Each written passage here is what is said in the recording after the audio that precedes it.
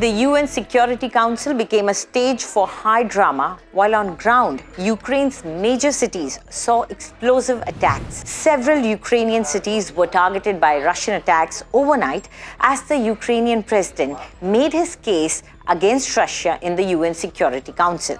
Ukrainian President Volodymyr Zelensky on Wednesday confronted Russia directly at the UN Security Council, denouncing the Kremlin's invasion of his country as criminal and urging the United Nations to strip Moscow of its veto power.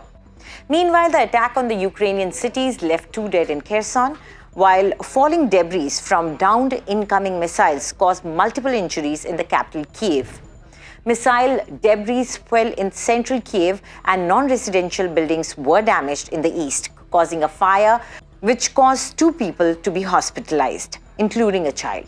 The strikes come as the Ukrainian President Volodymyr Zelensky makes a second wartime visit to Washington in a bid to win fresh aid to fight Russian invaders despite signs of war fatigue amongst US lawmakers.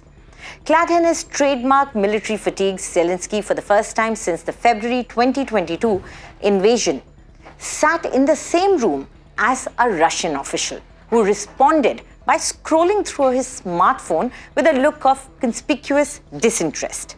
In his address, Zelensky said that most of the world recognizes the truth about this war. It is a criminal and unprovoked aggression by Russia against our nation aimed at seizing Ukraine's territory and resources. Zelensky called onto the United Nations to vote to end Russia's veto power on the Security Council, where Moscow joins only Britain, China, France, and the United States in being able to block any resolution. The Ukrainian leader said this move could be among wide-ranging reforms at the Security Council that would include giving permanent representation on the top decision-making body to nations in the developing world, where support for Ukraine's cause has been lukewarm. Zelensky repeated the Ukrainian stance that Moscow's veto power belonged to the former Soviet Union, one of the victors of the World War II, after which the United Nations was created, and not to President Vladimir Putin's Russia. Zelensky said, unfortunately, this seat in the Security Council, which Russia occupies illegally through backstage manipulations following the collapse of the Soviet Union, has been taken by liars whose job it is to whitewash the aggression and the genocide. Veto power in the hands of the aggressor is what has pushed the UN into a deadlock. It is impossible to stop the war because all efforts are vetoed by the aggressor or those who condone the aggressor. Although taking away Russia's veto power would be exceedingly difficult, with Zelensky acknowledging that Moscow will not give up this, what he calls, a stolen privilege voluntarily. There is, however, a precedent. The General Assembly in 1971 transferred China's veto-wielding seat from Taiwan, then considered the country's representative, to the communist government on the mainland. Russian Foreign Minister Sergei Lavrov, showing up at the Security Council after Zelensky left, scoffed at the idea of ending Russia's veto and described it as a way to check Western power. Lavrov said the use of the veto is an absolute legitimate tool laid out in the UN Charter. Lavrov also denounced Zelensky, who is seeking to win back all territory occupied by Russia, for not negotiating.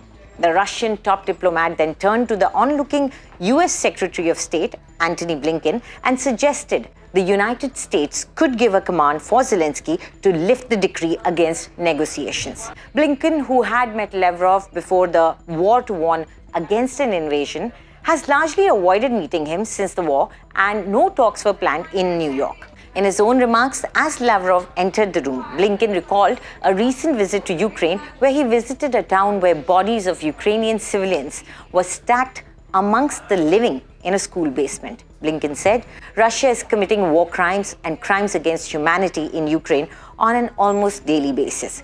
Later, Zelensky met with his Brazilian counterpart, a meeting the Ukrainian had sought for long as he seeks to persuade Lula da Silva to take a stance against Russia during the war. Lula has refused to join Western nations in imposing sanctions on Russia or supplying ammunition to Ukraine. and implied that Zelensky was as responsible for the war as Putin. At the UN, he reiterated that no solution will be lasting if it is not based on dialogue. All the speeches aside, the unspoken dynamics of the meeting were also very interesting. Tensions erupted even before Zelensky took the floor, with the Russian side questioning the decision by current Security Council President to allow the Ukrainian to go first. The Russian ambassador, repeatedly asking to speak, said that letting Zelensky, a former comedian, appear first risked undermining the authority of the Security Council and turning it into, as I quote, a one-man stand-up show. The president responded calmly but with growing annoyance, telling the Russian envoy, there is a solution here, you stop the war, and President Zelensky will not take the floor. Vladimir Putin, who rarely travels to the United Nations, did not come, as usual. He had skipped another high-profile diplomatic gathering as Western nations seek to isolate him and as he faces an arrest warrant issued by the International Criminal Court. Zelensky addressed the UN General Assembly and will meet President Joe Biden in Washington. Do tell us what you think about this video in the comment section, and for more news updates, subscribe to India Today.